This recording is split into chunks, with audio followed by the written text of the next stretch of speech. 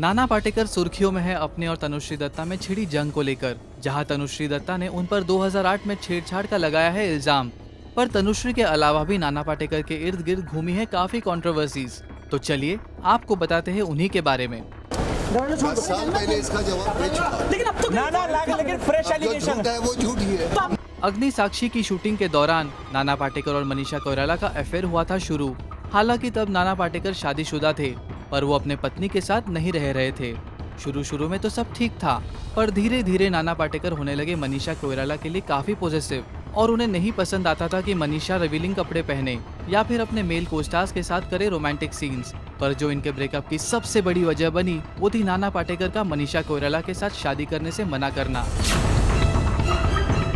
और उनके मनीषा कोइराला पर चीट करना आयशा झुल्का के साथ। एक समय पर आयशा झुल्का और नाना पाटेकर काफी करीब थे।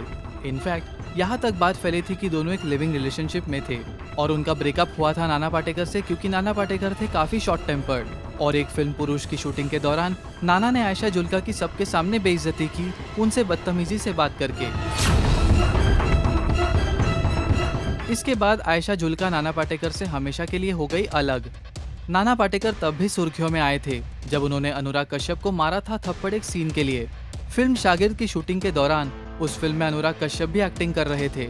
हालांकि सीन में नाना को अनुराग को मारना था थप्पड़, पर जैसे ही वो शॉट कट हुआ, नाना ने कही एक शॉकिंग बात, और वो शॉकिंग स्टेटमेंट था, देखा कितनी जोर से मारा, बहुत शाना समझता है अपने आप को। इस बात से अनुराग और पूरी यूनिट हो गई थी काफी शॉक। ये इंसिडेंट है 2007 की। हम दोनों फिल्म रिलीज हुई थी सन 1995 में, और इस फिल्म में नाना पाटेकर के साथ दिख रहे थे ऋषि कपूर मेन रोल में। अब ये तो सब जानते हैं कि ऋषि कपूर को भी उतनी ही जल्दी गुस्सा आता है जितना नाना पाटेकर को। तो खबरें ये थी कि एक बार दोनों में इतनी गर्मा गर्मी हो गई कि नाना पाटेकर ने ऋषि कपूर को जड़ दिया एक तमाचा। राजनीति मूवी में नाना पाटेकर का एक रोल था, पर फिर उनके सेट पर गुस्से के कारण डायरेक्टर प्रकाश झा ने नाना को फिल्म से निकाल दिया। प्रकाश झा ने इस मुद्दे पर एक इंटरव्यू में कहा था, He has been constantly angry and annoyed, but we continue to work. I agree that I will have to make some creative compromises, but I have to live with it now. There were some vital scenes with Nana, but I have made changes and shot those scenes with other actors. Whatever changes I have made won't hamper my film. What has happened. Now that he's not around me or in my film, I feel less burdened. I always treated Nana like family. He's a very temperamental guy. I always believe that if one person in the family is hot-tempered, the other shouldn't follow suit. When Nana speaks, he does not realize how abusive he gets and how he humiliates people. I am the only one who can calm him down. नाना और प्रकाश का झगड़ा हुआ था एक scene को लेकर, जहां नाना उस सीन को दूसरी तरह से करना चाहते थे, और जब डायरेक्टर नहीं माने तो नाना को आ गया गुस्सा। हालांकि बाद में नाना पाटेकर ने प्रकाश से माफी भी मांग ली थी। अब बात करते हैं उनकी मच टॉक्ड अबाउट कंट्रोवर्सी की, और वो है तनुश्री दत्ता का उन पर सेक्सुअल हैरेसमेंट का इल्जाम लगाना। 2008 में हॉन ओके प्लीज के लिए तनुश्री कर रही थी एक डांस नंबर की शूटिंग। उसी दौरान नाना पाटेकर ने डायरेक्टर से रिक्वेस्ट की कि उन्हें तनुश्री के साथ एक इंटीमेट स्टेप करना है।